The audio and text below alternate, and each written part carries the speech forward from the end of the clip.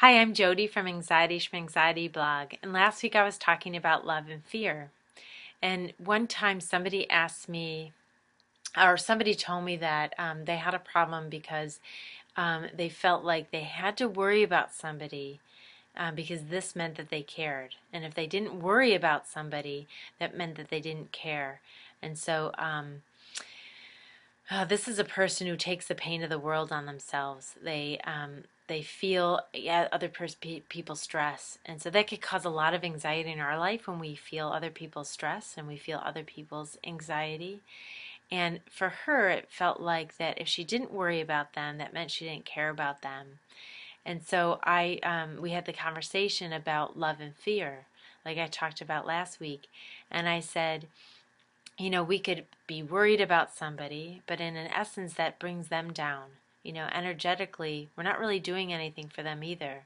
Because in one sense, we might validate that somebody cares about them, and that might be really nice, but that's very limited and and it's very small. And so, what really it is, if we're worrying about something, we're validating that they have something to be worried about, and it might make them feel worthy a little bit because somebody cares, but it also validates that they have something to worry about and maybe not believe in themselves because maybe they can't handle it.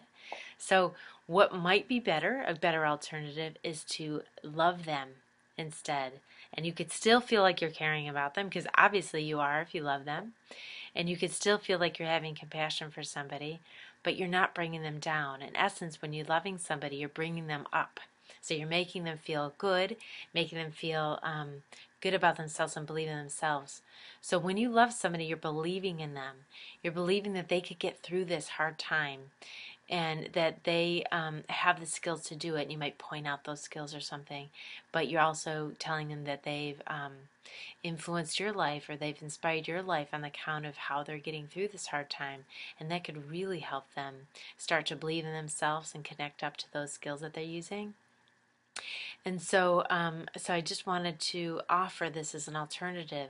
We could worry about somebody, bring ourselves down, bring them down, validate that they have something to worry about, or we could love them, believe in them, help them get through the hard time much faster, much quicker, knowing that they're really, kind of more than what's happening to them.